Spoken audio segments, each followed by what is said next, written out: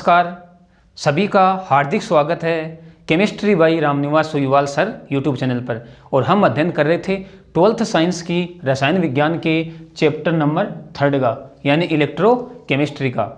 इस इलेक्ट्रोकेमिस्ट्री की हमारी 12 क्लासें कंप्लीट हो गई थी, यानी आज का जो हमारा पार्ट रहेगा ये रहेगा पार्ट 13। देखो, पिछले वीडियो में हम अध्ययन कर रहे थे सेल विभव का। सेल विभव किसे कहते हैं, विभवांतर किसे कहते हैं, सेल विभव ज्ञात करने का सूत्र क्या है और सेल विभव और विभवांतर में अंतर क्या होता है। आज अपन अध्ययन करेंगे कि इलेक्ट्रोड विभव का मापन कैसे करते हैं। एकल इलेक्ट्रोड विभव, हम इसे अर्ध सेल भी कह सकते हैं। देखो, हमने पिछले वीडियो में सेल विभव ज्ञात करने का सूत्र देखा था। E naught cell equal to E naught cathode minus E naught anode, ये सूत्र हमने देखा था। यानी इस सूत्र के द्वारा हम सेल का सेल विभव ज्ञात कर सकते हैं। देखो, मानक स्थिति में इलेक्ट्रोड विभव भी मानक स्थिति में, तो इसका मतलब जो सेल का सेल विभव आएगा वो भी मानक सेल विभव हमें प्राप्त होगा।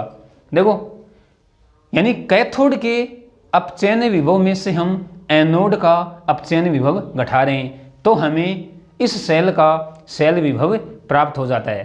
अब देखो, हम इलेक्ट्रोड विभव की बात कर रहे हैं, यानी इस इलेक्ट्रोड विभव का हम मापन कैसे करेंगे। तो देखो, एकल इलेक्ट्रोड हम क्या कह सकते हैं, यानी एकल इलेक्ट्रोड, और इस एकल इलेक्ट्रोड को हम अर्ध सेल भी कह सकते हैं। क्या कह सकते हैं, अर्ध सेल, अर्ध सेल। यानी एकल इलेक्ट्रोड का जो विभव है उसका प्रत्यक्ष मापन हम नहीं कर सकते।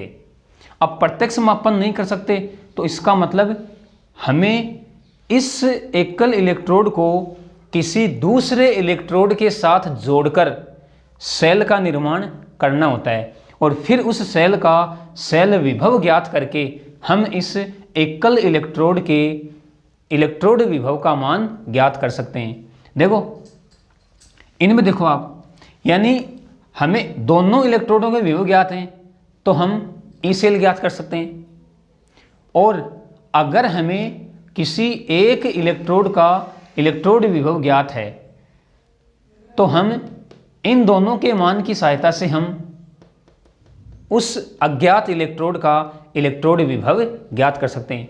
देखो, मतलब ओवरऑल अपन ये कह सकते हैं कि किसी एक इलेक्ट्रोड का इलेक्ट्रोड विभव हमें स्वेच्छा से निर्धारित करना होता है, और जिस इलेक्ट्रोड का इलेक्ट्रोड विभव स्वेच्छा से निर्धारित करते हैं उसे हम कहते हैं संदर्भ इलेक्ट्रोड।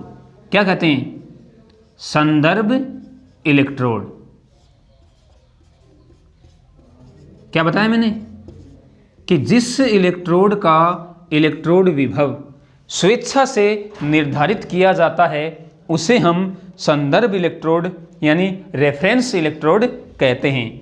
और जो अंतर्राष्ट्रीय परिपाटी है उसके अनुसार मानक हाइड्रोजन इलेक्ट्रोड, क्या बताया मैंने, मानक हाइड्रोजन इलेक्ट्रोड को संदर्भ इलेक्ट्रोड के रूप में काम में लिया जाता है। अंतर्राष्ट्रीय परिपाटी के अनुसार मानक हाइड्रोजन इलेक्ट्रोड को संदर्भ इलेक्ट्रोड के रूप में काम में लिया जाता है, और यह प्रथम प्रकार का संदर्भ इलेक्ट्रोड है। प्रथम प्रकार का संदर्भ इलेक्ट्रोड है। देखो, कुछ द्वितीय प्रकार के भी संदर्भ इलेक्ट्रोड विकसित किए गए हैं। द्वितीय प्रकार के संदर्भ इलेक्ट्रोड, जैसे हम एग्जाम्पल की बात करें, एक तो कैलोमल इलेक्ट्रोड,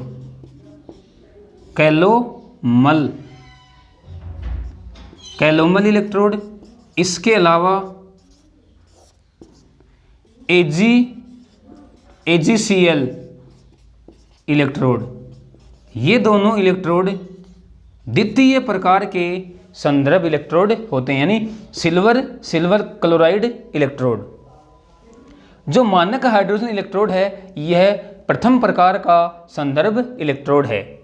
संदर्भ इलेक्ट्रोड के बारे में हमने क्या कहा कि ऐसा इलेक्ट्रोड जिसका इलेक्ट्रोड विभव स्वेच्छा से निर्धारित किया जाता है। तो अब ओवरऑल अपन ये कह सकते हैं कि जिस इलेक्ट्रोड का हमें इलेक्ट्रोड विभव ज्ञात करना होता है उसको हम संदर्भ इलेक्ट्रोड के साथ जोड़कर एक पूर्ण सेल बना लेते हैं, और उस पूर्ण सेल का हम विभव मापी की सहायता से पहले सेल विभव ज्ञात कर लेंगे, और उस सेल विभव की सहायता से हम उस इलेक्ट्रोड का इलेक्ट्रोड विभव ज्ञात कर लेते हैं। अब देखो हमें ये पता हो गया है कि संदर्भ इलेक्ट्रोड के रूप में हम यहाँ पे मानक हाइड्रोजन इलेक्ट्रोड का प्रयोग करेंगे, और यह एक प्रथम प्रकार का संदर्भ इलेक्ट्रोड है। कुछ द्वितीय प्रकार के संदर्भ इलेक्ट्रोड भी होते हैं, जैसे मैंने बताया कैलोमल इलेक्ट्रोड और AgCl इलेक्ट्रोड। अब देखो संदर्भ इलेक्ट्रोड के रूप में हमने मानक हाइड्रोजन इलेक्ट्रोड लिया है, तो इसका जो इलेक्ट्रोड विभव है वो स्वेच्छा से 0 वोल्ट माना गया है। कितना? 0 वोल्ट। तो अपन लिख सकते हैं E0H2 0.0 वोल्ट। इस मानक हाइड्रोजन इलेक्ट्रोड का इलेक्ट्रोड विभव स्वेच्छा से 0.0 वोल्ट माना गया है, और यह एक प्रथम प्रकार का संदर्भ इलेक्ट्रोड है। तो अब देखो, अब इलेक्ट्रोड विभव का मापन करने से पहले हमें इस संदर्भ इलेक्ट्रोड को पढ़ना पड़ेगा। यानी अपन कह सकते हैं कि जो प्रथम प्रकार का मानक हाइड्रोजन इलेक्ट्रोड है इसका अब हम अध्ययन करेंगे। यानी मानक हाइड्रोजन इलेक्ट्रोड क्या होता है, जिसको हम SHE भी बोलते हैं, स्टैंडर्ड हाइड्रोजन इलेक्ट्रोड। तो अब हमारी हेडिंग क्या रहेगी?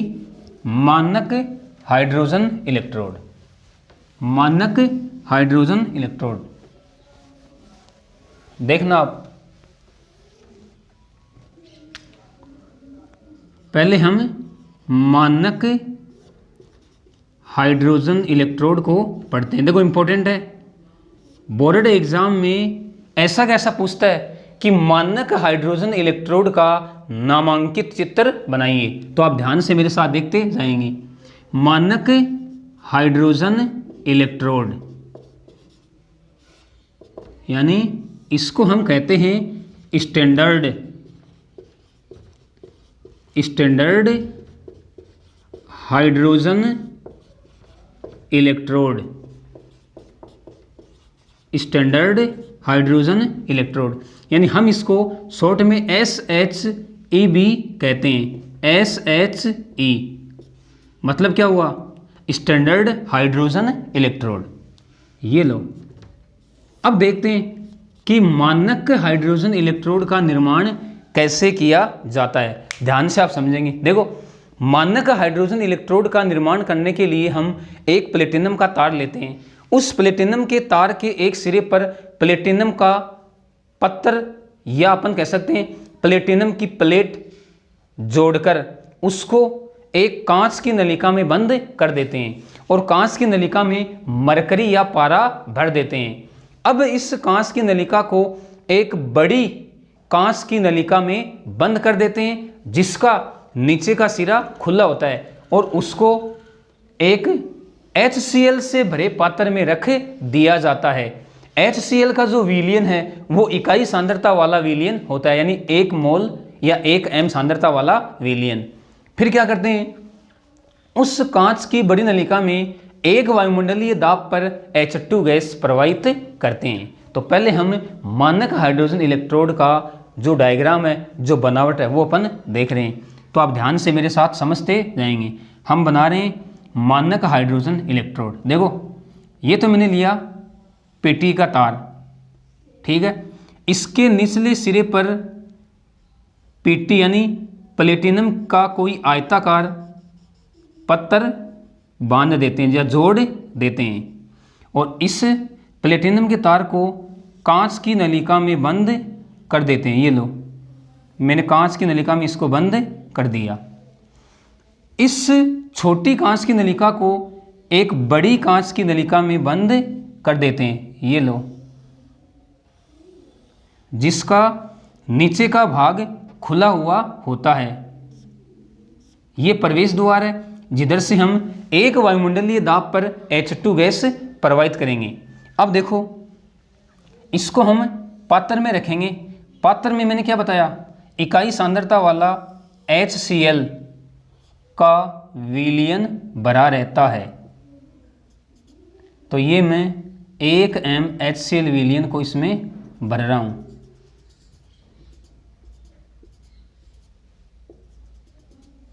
ध्यान से आप समझेंगे।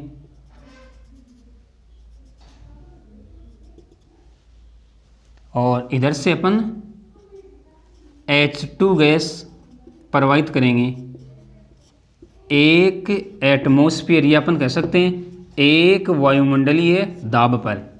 ठीक है ना। अब देखो, इस कांच की नलिका में हम क्या भरेंगे, छोटी कांच की नलिका में मरकरी। तो ये मैंने मरकरी भर दी है, या जिसको हम पारा कहते हैं, मरकरी या पारा।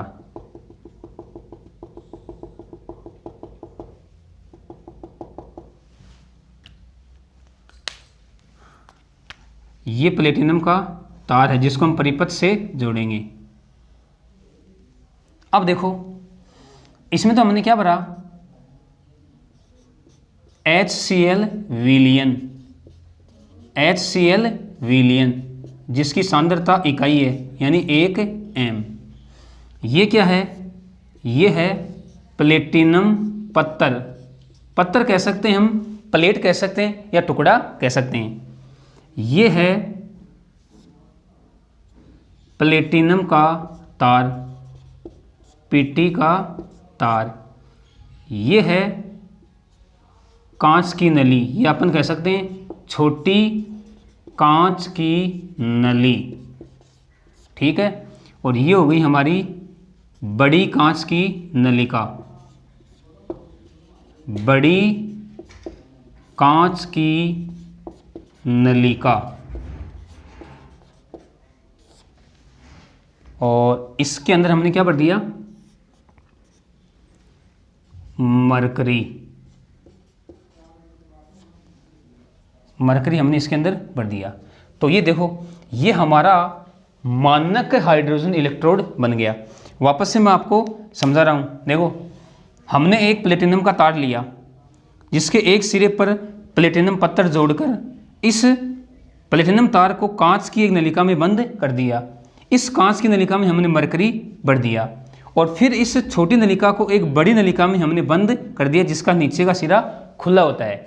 और इसके अंदर हम H2 गैस प्रवाहित करेंगे 1 एटमॉस्फेयर दाब पर। तो ये तो हो गया इसका डायग्राम। अब देखो क्या होगा, हम इस पर H2 गैस प्रवाहित करेंगे तो यह H2 गैस इस प्लेटिनम के पत्थर पर अधिशोषित हो जाएगी, और जो अतिरिक्त H2 गैस होगी वो बुलबुलों के रूप में विलयन में चली जाएगी। देखो, मैं यहाँ पे कुछ बुलबुले बना रहा हूँ।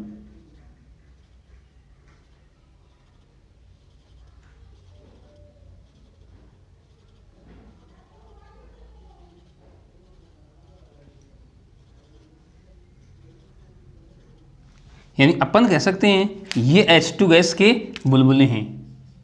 क्या कह सकते हैं, H2 गैस के बुलबुले।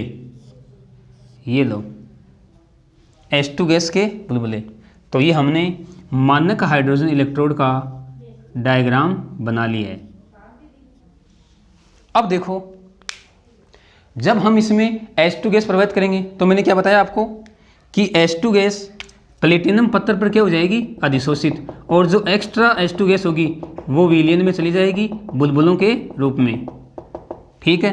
अब देखो, यह मानक हाइड्रोजन इलेक्ट्रोड, इसमें ऑक्सीकरण और जो अपचयन की अभिक्रिया है वो इस प्लेटिनम पत्थर पर संपन्न होती है। इस बात का आप ध्यान में रखोगे। अब देखो, अतिरिक्त हम H2 गैस प्रवाहित कर रहे हैं, एक वायुमंडलीय दाब पर अतिरिक्त गैस विलयन में चली गई। विलयन में क्या है, H+ आयन और H2 गैस अपन प्रवाहित कर रहे हैं। यानी अपन ऐसे कह सकते हैं कि विलयन में उपस्थित H+ आयन और H2 गैस के मध्य एक साम्य स्थापित हो जाता है। उस साम्य को मैं यहाँ पे लिख रहा हूँ, देखो साम्य कौन सा आएगा, 2H+ प्लस 2 इलेक्ट्रॉन और H2 गैस, ये साम्य स्थापित हो जाएगा। विलयन में उपस्थित H+ आयन व H2 गैस के मध्य एक साम्य स्थापित हो जाता है। तो ये तो हो गया इसका डायग्राम। अब हम देखते हैं कि यह इसकी क्रियाविधि कैसी होती है। इसकी क्रियाविधि डायग्राम को आप बनाओगे अच्छे से। वापस से मैं आपको समझा रहा हूँ, ये बड़ी कांच की नलिका है, इधर से हम H2 गैस प्रवाहित करेंगे 1 एटमॉस्फेयर दाब पर। ये प्लेटिनम का तार है, ये छोटी कांच की नलिका है, ये प्लेटिनम का पत्थर है या हम प्लेट कह सकते हैं। और इसके अंदर हमने HCl का विलयन भर दिया 1 m, जिसकी सांद्रता 1 m है, 1 मोलर सांद्रता वाला HCl विलयन। और विलयन में उपस्थित H+ आयन और H2 गैस के मध्य एक साम्य स्थापित हो जाता है। अब देखो, अब हम बात करेंगे कि हमने क्या कहा कि इस प्लेटिनम का जो पत्थर है इस पर ऑक्सीकरण या अपचयन की अभिक्रिया संपन्न होगी। यानी बात सीधी सी ये है कि हमारा जो मानक हाइड्रोजन इलेक्ट्रोड है यह एनोड व कैथोड दोनों की भांति कार्य कर सकता है। यदि यह एनोड के रूप में काम कर रहा है तो उस पर ऑक्सीकरण की अभिक्रिया संपन्न होगी, और यदि यह कैथोड के रूप में कार्य कर रहा है तो इस पर अपचयन की अभिक्रिया संपन्न होगी। जैसे मान लो कि यह मानक हाइड्रोजन इलेक्ट्रोड एनोड के रूप में कार्य कर रहा है तो इसके ऊपर ऑक्सीकरण की अभिक्रिया संपन्न होगी। यानी अपन कह सकते हैं जब SHE एनोड के रूप में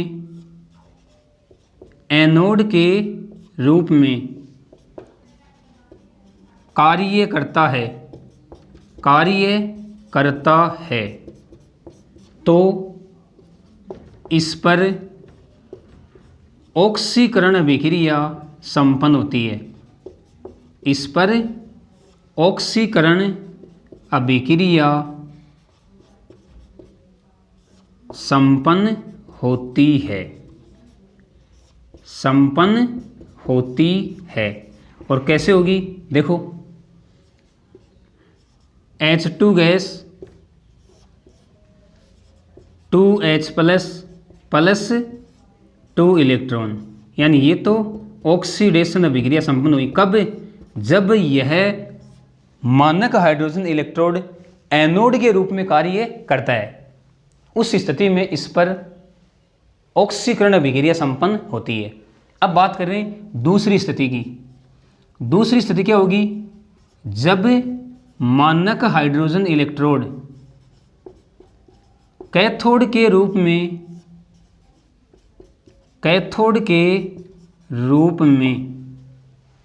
कार्य करता है तो इस पर अपचयन अभिक्रिया संपन्न होती है। अपचयन अभिक्रिया संपन्न होती है। और कैसे होगी, देखो 2H+ प्लस 2 इलेक्ट्रॉन और बन जाएगी H2 गैस। यानी हम लिख सकते हैं रिडक्शन अभिक्रिया। क्या लिख सकते हैं, रिडक्शन अभिक्रिया। तो इन दोनों अभिक्रियाओं को आप ध्यान में रखोगे। जब एनोड के रूप में ये कार्य करेगा तो ऑक्सीकरण की अभिक्रिया होगी और इस प्रकार से संपन्न होगी, और जब कैथोड के रूप में यह कार्य करेगा तो इस पर अपचयन अभिक्रिया संपन्न होगी और इस प्रकार से संपन्न होगी। तो हमने इसका डायग्राम देख लिया। एनोड और कैथोड दोनों के रूप में कौन सी अभिक्रिया संपन्न होती है, इसको भी हमने देख लिया। अब देखो, अब बात आती है कि ये जो मानक हाइड्रोजन इलेक्ट्रोड है, यानी हम इसको अर्ध सेल कह सकते हैं। भाई अर्ध सेल तो है, एक ही इलेक्ट्रोड है, तो हम ऐसे कह सकते हैं कि SHE का अर्ध सेल निम्न प्रकार से लिख सकते हैं, या ऐसे कह सकते हैं कि मानक हाइड्रोजन इलेक्ट्रोड को हम निम्न प्रकार से निरूपित कर सकते हैं। देखो हमने चिन्ह परिपाटी पढ़ी थी, जिसको हमने संकेत पद्धति भी कहा था, उसके अनुसार हम इस मानक हाइड्रोजन इलेक्ट्रोड को किस प्रकार से निरूपित करते हैं ये और देखते हैं। तो अपन इसको अर्ध सेल डायग्राम कह सकते हैं। क्या कह सकते हैं? अर्ध सेल डायग्राम, क्योंकि पूरा सेल तो है ही नहीं। या अपन ऐसे कह सकते हैं कि SHE का निरूपण, SHE का निरूपण, ये चीज और देख लो आप।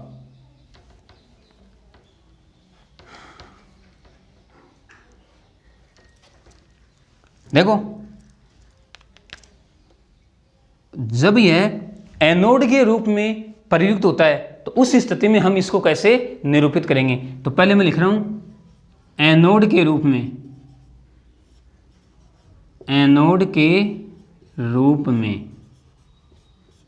देखो एनोड के रूप में हम इसको PT सॉलिड, फिर खड़ी रेखा H2 गैस और एक वायुमंडलीय दाब, तो मैंने लिख दिया 1 एटमॉस्फेयर, फिर खड़ी रेखा और H+ कोष्टक में सांद्रता 1 मोल। ये लो, ये तो हो गया एनोड के रूप में इसका निरूपण। अब बात करते हैं कैथोड के रूप में।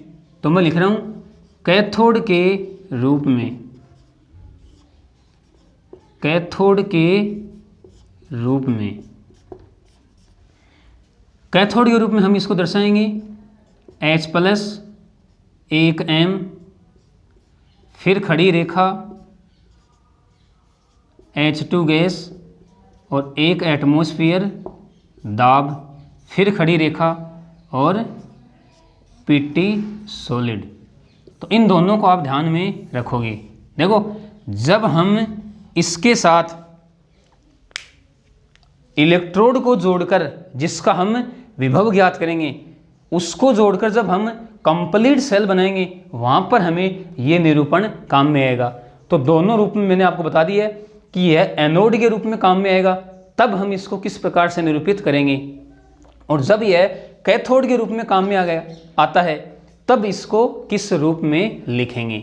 देखो वापस से मैं आपको समझा रहा हूँ। एनोड के रूप में पहले PT सॉलिड, फिर खड़ी रेखा H2 गैस, कोष्टक में 1 वायुमंडलीय दाब, फिर खड़ी रेखा और H+ और 1m। और अगर यह कैथोड के रूप में होगा तो पहले H+ 1m, खड़ी रेखा H2 गैस, 1 एटमॉस्फेयर दाब, खड़ी रेखा PTS। यहाँ पर आपको कोई दिक्कत नहीं होनी चाहिए। तो हमने मानक हाइड्रोजन इलेक्ट्रोड की बनावट देख ली, इसकी क्रियाविधि देख ली। जब यह एनोड के रूप में काम करेगा तब इसके ऊपर कौन सी अभिक्रिया होगी, जब यह कैथोड के रूप में काम करेगा तब इस पर कौन सी अभिक्रिया होगी, और इसका हमने जो अर्ध सेल डायग्राम, हम इसे अर्ध सेल डायग्राम ही कहेंगे, सेल डायग्राम नहीं कहेंगे। यह हम ऐसे कह सकते हैं कि मानक हाइड्रोजन इलेक्ट्रोड का निरूपण, इसको हम इस प्रकार से दर्शा सकते हैं। अब देखो हमने मानक हाइड्रोजन इलेक्ट्रोड पढ़ लिया है। अब हम इसकी सहायता से हम इलेक्ट्रोड विभव, दिए गए इलेक्ट्रोड विभव का विभव कैसे ज्ञात करेंगे। तो अब हम किसी अज्ञात इलेक्ट्रोड का इलेक्ट्रोड विभव SHE की सहायता से ज्ञात कर सकते हैं। तो देखो कैसे ज्ञात करेंगे, समझना आप इस चीज़ को। यानी अब हमारी हेडिंग क्या रहेगी, SHE की सहायता से इलेक्ट्रोड विभव ज्ञात करना। हमने मानक हाइड्रोजन इलेक्ट्रोड पढ़ लिया है। देखो पहले हम ज्ञात करेंगे SHE की सहायता से जिंक इलेक्ट्रोड का मानक अपचयन विभव। क्या ज्ञात करेंगे, समझना आप ध्यान से। हम पहले ज्ञात करेंगे SHE यानी मानक इलेक्ट्रोड विभव की सहायता से जिंक इलेक्ट्रोड का मानक अपचयन विभव ज्ञात करना। तो देखो मैं यहाँ पे लिख रहा हूँ SHE। SHE का मतलब क्या है? मानक हाइड्रोजन इलेक्ट्रोड। SHE की सहायता से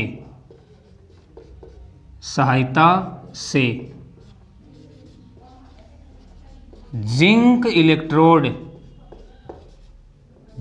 इलेक्ट्रोड का मानक अपचयन विभव ज्ञात करना। मानक अपचयन विभव ज्ञात करना। अब देखो, अभी मैंने क्या बताया कि जिस इलेक्ट्रोड का हमें विभव ज्ञात करना होता है उसको हम संदर्भ इलेक्ट्रोड, यानी अब हम यहाँ पे क्या लेंगे? मानक हाइड्रोजन इलेक्ट्रोड। तो उस इलेक्ट्रोड को मानक हाइड्रोजन इलेक्ट्रोड के साथ जोड़कर पहले हम एक सेल का निर्माण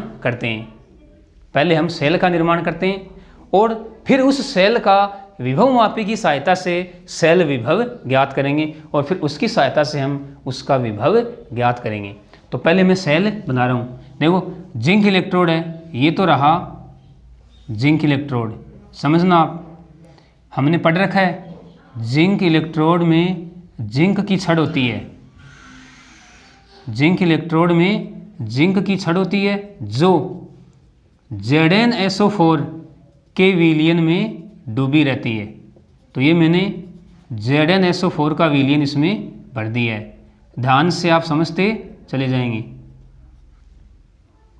यानी इसमें है ZnSO4, ये लो, और ये है जिंक इलेक्ट्रोड।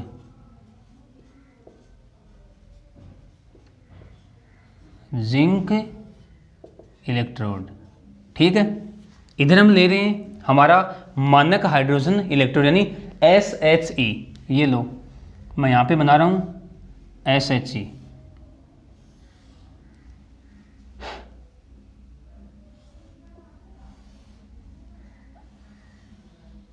अभी हमने बनाया था SHE।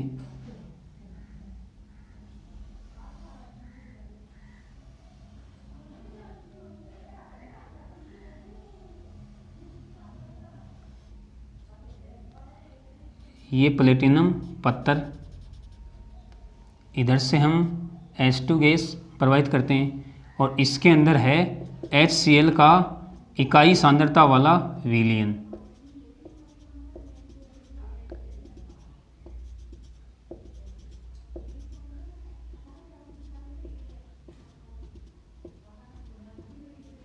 यानी अपन कह सकते हैं HCl विलयन 1 m इसकी सांद्रता है और इसकी सांद्रता भी क्या होगी 1 m, क्योंकि हम मानक स्थिति ले रहे हैं। दोनों को मैंने धात्विक तार की सहायता से जोड़ दिया और ये मैंने विभव मापी लगा दी और दोनों के मध्य लवण सेतु लगा दिया।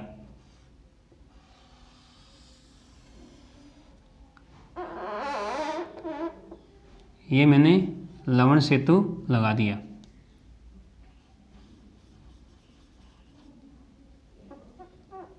और इस लवण सेतु में KCl का पेस्ट भर देते हैं। ये लो,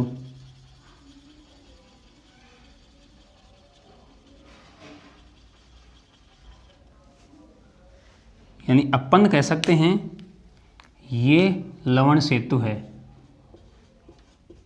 लवण सेतु। ठीक है, ये आंतरिक परिपथ को पूरा करेगा और ये धात्विक तार बाह्य परिपथ को पूर्ण करेगा। अब देखो यहाँ पर ये जिंक इलेक्ट्रोड है, जिंक इलेक्ट्रोड, ये तो यहाँ पे एनोड है और ये है SHE मानक हाइड्रोजन इलेक्ट्रोड, ये यहाँ पे कैथोड की भांति कार्य करेगा। देखो, हम इस जिंक इलेक्ट्रोड का मानक अपचयन विभव ज्ञात कर रहे हैं। हमने इसको SHE के साथ जोड़कर एक सेल बना लिया।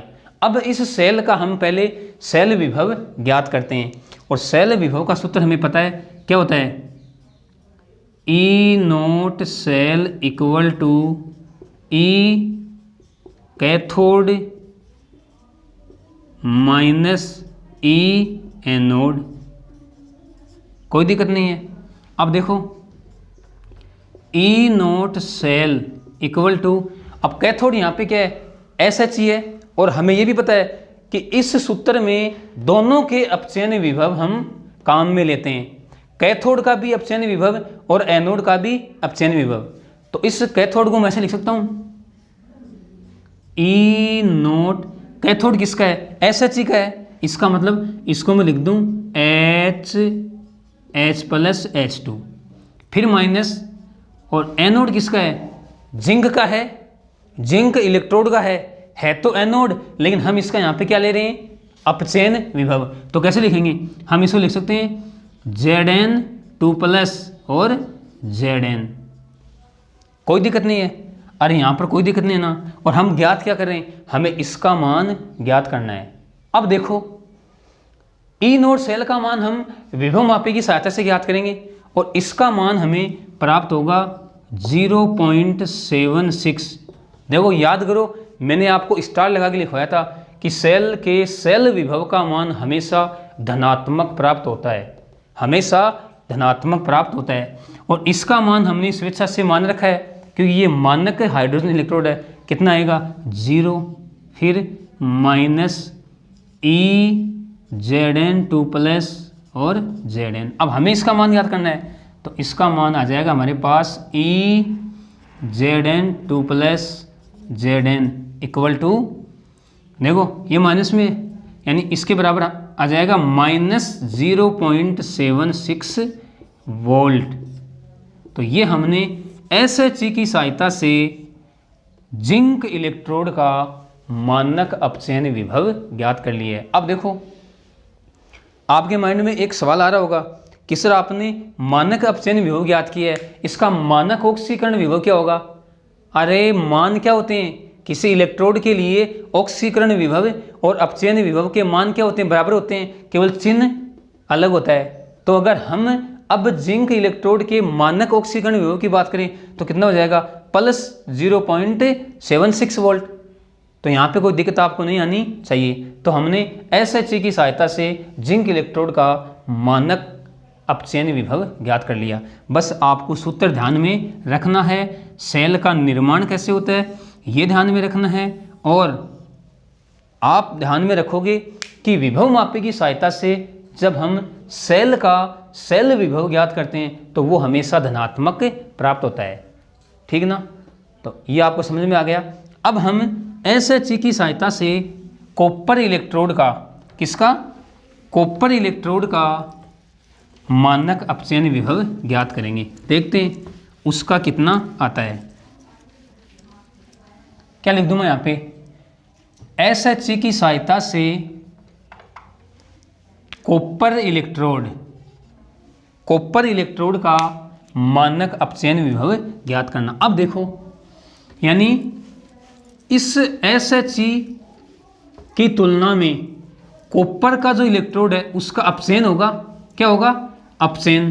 तो इसका मतलब जब हम इसको SH की सहायता से जोड़ेंगे, जोड़कर सेल बनाएंगे, तो यहाँ पर कॉपर का इलेक्ट्रोड कैथोड की भांति कार्य करेगा। किसकी भांति, कैथोड की भांति। और जो SH है वो करेगा एनोड की भांति कार्य। और हमें पता है एनोड को हम पहले लिखते हैं, तो ये लो इधर तो रहेगा SHE, क्या रहेगा, SHE। कोई दिक्कत आपको नहीं होनी चाहिए, यहाँ पर किसी प्रकार की कोई दिक्कत आपको नहीं होनी चाहिए।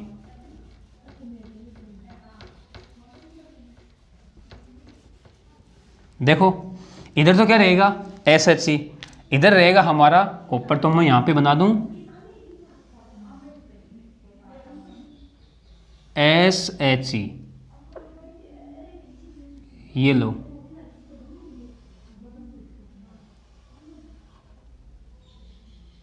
ये प्लेटिनम का तार, ये प्लेटिनम पत्थर, इधर से हम H2 गैस प्रवाहित करेंगे और इसमें 1 MHCl का विलयन भरा हुआ है, 1 MHCl का विलयन।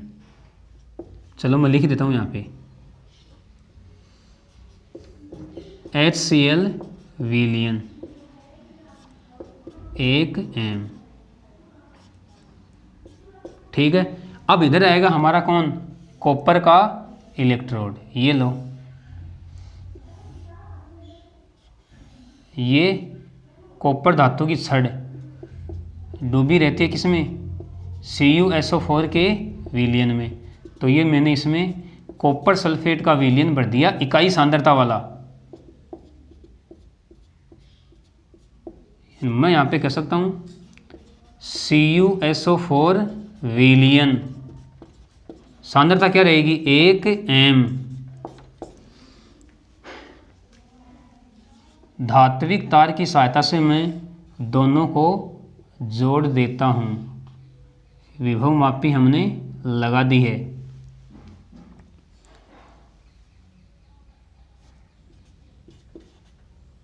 कॉपर की छड़ कह सकते हैं या कॉपर इलेक्ट्रोड कह सकते हैं, और दोनों के मध्य लवण सेतु लगा देते हैं। ये मैंने लवण सेतु लगा दिया। क्या लगा दिया, लवण सेतु।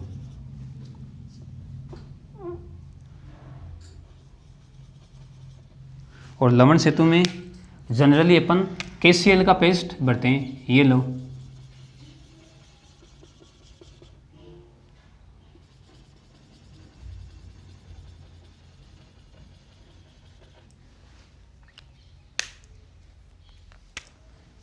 क्या है, लवण सेतु।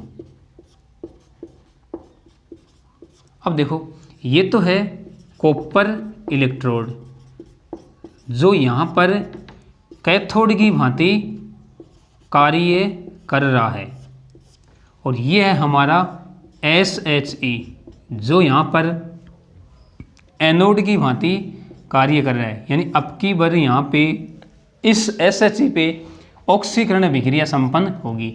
ये हमने इस SHE के साथ कॉपर इलेक्ट्रोड को जोड़कर हमने सेल का निर्माण कर लिया है।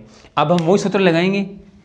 हमें तो विभव मापी की सहायता से पहले इस सेल का सेल विभव ज्ञात करना होता है। यानी ये रहा सूत्र, E0 cell equal to E0 cathode minus E0 anode. बस ध्यान में आपको ये रखना है कि इस सूत्र में हम दोनों इलेक्ट्रोडों के अपचयन विभव काम में ले रहे हैं। इस बात को आपको विशेष तौर पे ध्यान में रखना है। अब देखो, हमें पता है यहाँ पर जो कैथोड है वो कॉपर है, कॉपर का इलेक्ट्रोड है, ठीक है ना। यानी मैं इसको लिख दूँ Cu2+Cu माइनस यहाँ पर जो एनोड है वो SHE का है, और अपचयन विभव हम यहाँ पे ले रहे हैं तो इसको ऐसे लिखूँगा H+H2। अब देखो, विभव मापी की सहायता से इस सेल का जो E0 सेल है वो हमें प्राप्त होता है 0.34 वोल्ट। ये हम ज्ञात कर रहे हैं। E0 Cu2+Cu माइनस इसका मान 0 माना गया, 0.0 वोल्ट। हमें ये ज्ञात करना है, तो हमारे पास इसका मान क्या आ गया, Cu2+Cu। ये माइनस यहाँ पे है, ये माइनस है, ठीक है। तो कितना आ गया 0.34, प्लस में है 0.34 वोल्ट। इस प्रकार हमने कॉपर के इलेक्ट्रोड का मानक अपचयन विभव ज्ञात कर लिया। SHE के साथ पहले हमने इसको जोड़कर क्या बना लिया, कंप्लीट सेल। उस सेल का हमने विभव मापी की सहायता से क्या ज्ञात कर लिया, मानक सेल विभव। हमें पता है सेल विभव का मान हमेशा धनात्मक प्राप्त होता है, और फिर हमने इस कॉपर इलेक्ट्रोड के मानक अपचयन विभव की गणना कर ली। अब देखो हमने ये सेल बनाया है, हम ये सेल न बना के हम देखो अब ये सेल हो गया है, हम इसका सेल आरेख भी बना सकते हैं। इस सेल का सेल आरेख देखो कैसे बनाएंगे, इसी की बात कर रहा हूँ मैं। ये एनोड है, एनोड किसका है, SH का है। तो पहले इस एक इलेक्ट्रोड का क्या लिख दूँ मैं, निरूपण लिख दूँ। कैसे, अभी मैंने आपको बताया था कैसे लिखते हैं। देखो पहले एनोड आता है, एनोड हमेशा बाईं ओर, और यहाँ पे एनोड क्या है, SH। तो देखो हम इसको लिखेंगे PTS खड़ी रेखा H2 गैस 1 एटमोस्फियर दाब, फिर खड़ी रेखा H+ और 1 m। अब देखो ये सिर्फ मैंने एनोड को दिखाया है। अब लवण सेतु दो समानांतर खड़ी रेखाओं के द्वारा, और अब आएगा कैथोड, कैथोड है कॉपर का। यानी अब हम लिखेंगे क्या, Cu2+ 1 m और फिर खड़ी रेखा CuS। अब देखो आप इस कंप्लीट सेल को सेल आरेख के द्वारा भी दर्शा सकते हैं। अब हम इसको सेल आरेख कह सकते हैं क्योंकि SH के साथ हमने कॉपर इलेक्ट्रोड को जोड़कर कंप्लीट सेल बना लिया है। तो आप इस सेल को इस प्रकार से भी दर्शा सकते हैं, और आपको आना भी चाहिए, मतलब सेल का सेल आरेख आपको आना चाहिए। अब देखो हमने जिंक इलेक्ट्रोड का मानक अपचयन विभव ज्ञात कर लिया और कॉपर इलेक्ट्रोड का मानक अपचयन विभव ज्ञात कर लिया। तो अब बताओ, अब हम डेनियल सेल का सेल विभव ज्ञात कर सकते हैं। डेनियल सेल का सेल विभव, डेनियल सेल का सेल विभव हम अब ज्ञात कर सकते हैं।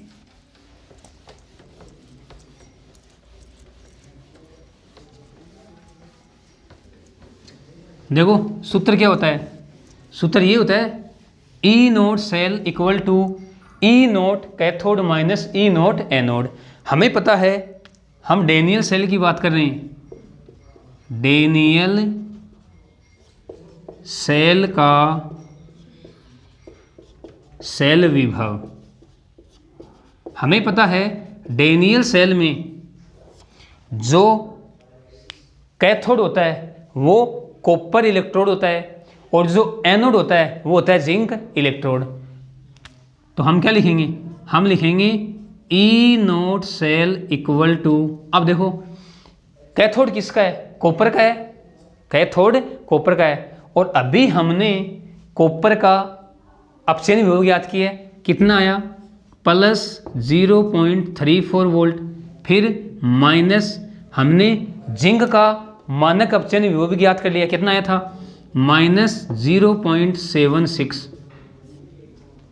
तो E0 सेल इक्वल टू +0.34, कोष्टक को मैं खोलूँगा सोल्व करूँगा तो यहाँ पे +0.76। अब देखो E0 cell equal to 1.10 volt. देख सकते हो आप, सेल का सेल विभव हमेशा धनात्मक आता है, इस बात को भी आप ध्यान में रखोगे। तो देखो आज की क्लास में हमने अध्ययन किया इलेक्ट्रोड विभव का मापन, कि हम इलेक्ट्रोड विभव का मापन कैसे करते हैं। मैं एक बार वापस से आपको रिवाइज करवा रहा हूँ। हम जिस इलेक्ट्रोड का इलेक्ट्रोड विभव ज्ञात करते हैं, सबसे पहले उसको संदर्भ इलेक्ट्रोड के साथ जोड़कर कंप्लीट सेल का निर्माण कर लेते हैं। अब यहाँ पर हमने संदर्भ इलेक्ट्रोड के रूप में क्या काम में लिया, मानक हाइड्रोजन इलेक्ट्रोड।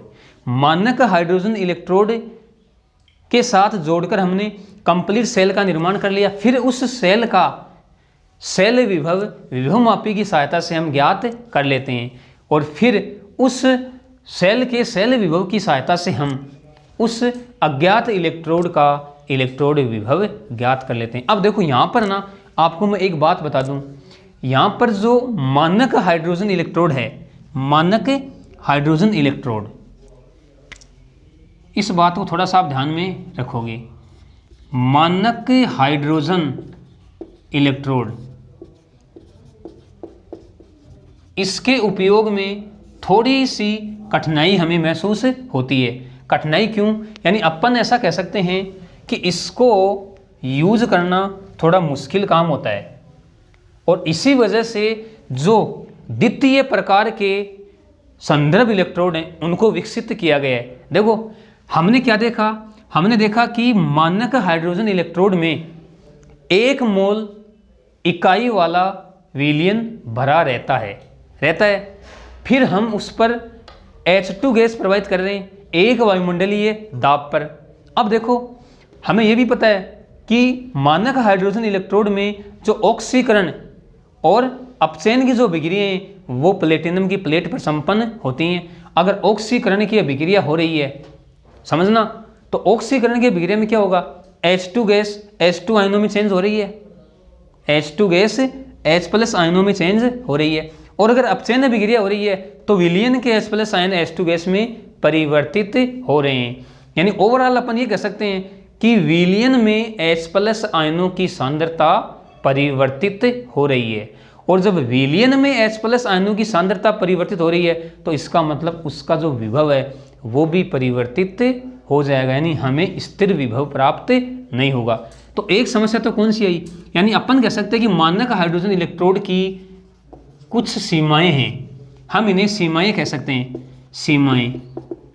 तो एक सीमा तो कौन सी रही, हम क्या कह सकते हैं, हम कह सकते हैं विलयन में H+ आयनों की सांद्रता, H+ आयनों की सांद्रता 1 m बनाए रखना मुश्किल है, बनाए रखना मुश्किल है। एक सीमा तो ये होगी। देखो दूसरी सीमा कौन सी आएगी, हमने देखा कि हम एक वायुमंडलीय दाब पर उसमें H2 गैस प्रवाहित कर रहे हैं, तो उस H2 गैस का जो दाब है वो भी एक वायुमंडलीय रखना क्या होता है, मुश्किल होता है। यानी हम कह सकते हैं H2 गैस का दाब, H2 गैस का दाब 1 एटमॉस्फेयर रखना मुश्किल होता है, मुश्किल होता है।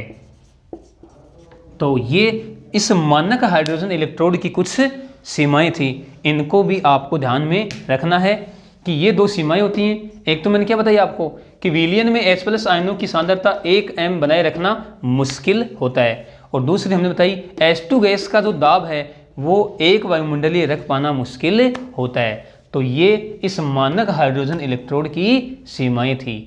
तो आज की क्लास में हमने ज्ञात किया कि इलेक्ट्रोड विभव का मापन कैसे करते हैं और संदर्भ इलेक्ट्रोड किससे कहते हैं। मानक हाइड्रोजन इलेक्ट्रोड को हम संदर्भ इलेक्ट्रोड के रूप में काम में लेते हैं, और मानक हाइड्रोजन इलेक्ट्रोड की बनावट क्या होती है, उसकी क्रियाविधि क्या होती है। एक बार वापस से कह रहा हूँ आपको, इस मानक हाइड्रोजन इलेक्ट्रोड को आप अच्छे से याद कर लेना। बोर्ड एग्जाम में कई बार पूछा जा चुका है कि मानक हाइड्रोजन इलेक्ट्रोड का नामांकित चित्र बनाइए। तो आज के लिए इतना ही। ओके, धन्यवाद।